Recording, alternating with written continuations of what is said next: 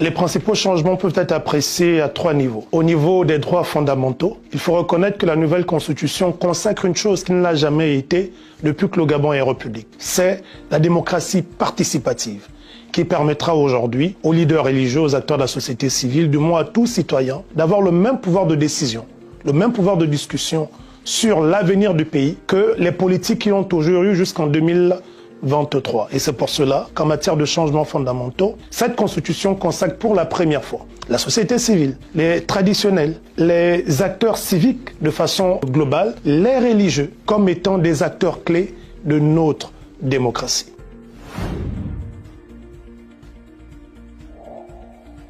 La Constitution acte et consacre la séparation des pouvoirs. Mais le format des pouvoirs qui demeure le même depuis 1960 peut remettre en cause l'indépendance des pouvoirs. En ce sens que depuis la première constitution du Gabon, le président de la République et tous les présidents qui se sont succédés, toutes les constitutions qui ont été écrites, l'ont toujours été dans le sens où le président de la République est à la fois le président du Conseil supérieur de la magistrature et conserve le pouvoir de dissolution de l'Assemblée nationale. La seule évolution à ce niveau que l'on peut noter, c'est que pour la première fois, depuis 1960, le pouvoir de dissolution d'un chef d'État est limité à un seul, pendant tout son mandat. Alors que dans les précédentes constitutions, il n'y avait quasiment pas de limite. Si le président se sentait en mal avec l'Assemblée nationale, il avait le pouvoir quasiment tous les 2 ans de dissoudre. Or là, si une situation comme celle-là se présente, il n'a qu'une seule possibilité, pendant tout son mandat, de dissoudre l'Assemblée nationale. C'est une avancée, même si effectivement, on n'a pas pu obtenir, elle ne consacre pas le fait que le président ne puisse plus être le président du Conseil supérieur de la magistrature et ne puisse plus avoir aucun pouvoir de dissolution sur l'Assemblée nationale. Mais c'est une bagarre, une bataille qu'on va continuer à mener pour nous qui sommes les fervents défenseurs d'une séparation rigide des pouvoirs.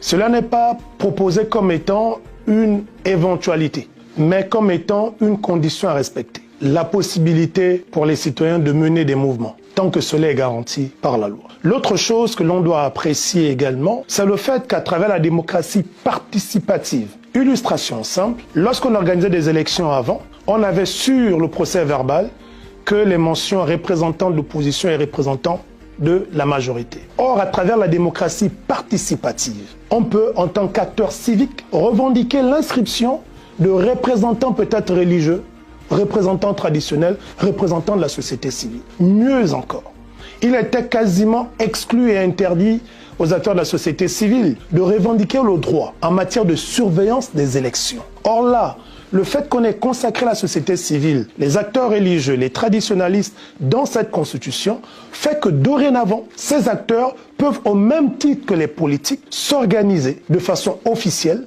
et être soutenus dans leur mission de contrôle des différentes élections. C'est une avancée majeure, c'est une bataille que nos pères de la société civile ont menée depuis les années 60, qu'on n'a jamais pu obtenir, mais qu'on arrive à obtenir aujourd'hui à travers cette constitution.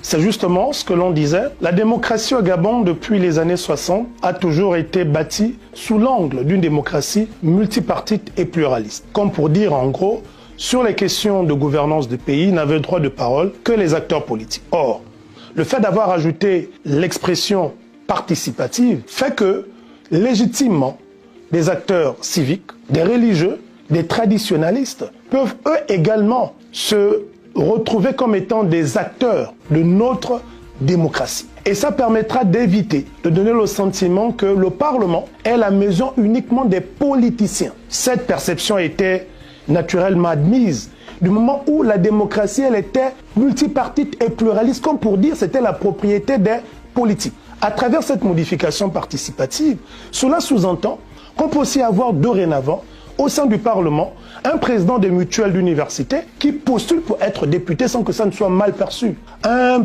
président de coopérative scolaire âgé de 18 ans pour défendre les droits des élèves qui postulent en tant que député afin de défendre ses droits et qui ne soit pas perçu comme étant faisant de la politique. Parce qu'avant cette constitution, tous les acteurs qui n'appartenaient pas au bloc multipartite et pluraliste, lorsqu'ils participaient à une élection, on disait ils font de la politique parce que la démocratie n'était pas reconnue comme participative. Maintenant qu'elle est reconnue comme participative, on n'aura plus, nous, acteurs civiques, cette casquette de politiciens. On aura cette casquette de citoyens du fait que l'on contribue de façon participative à notre démocratie. C'est l'impact immédiat de cette constitution sur la participation citoyenne à la gestion de notre pays.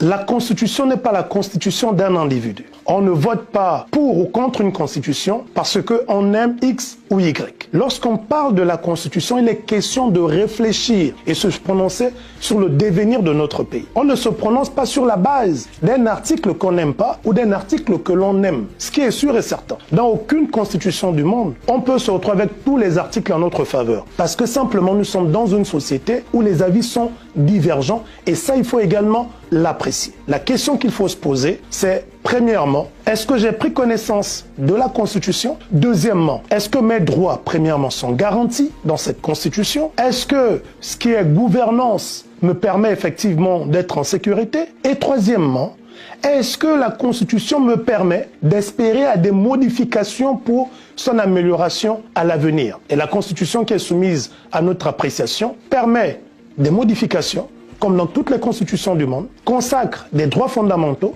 mais il est clair que sur la question de la gouvernance, notamment de l'organisation des pouvoirs, c'est une question qui n'est pas propre au Gabon, dans tous les pays du monde. C'est cette question qui a toujours suscité plusieurs débats, mais ce n'est pas pour autant qu'on va diaboliser ou apprécier une constitution uniquement sur la base de ce prisme-là. Merci encore, et je vous invite à lire la Constitution, à attendre la campagne électorale pour vous prononcer pour le oui ou le non, parce que ce n'est qu'en cette période-là, à partir du 6 novembre, qu'on pourra appeler à voter oui.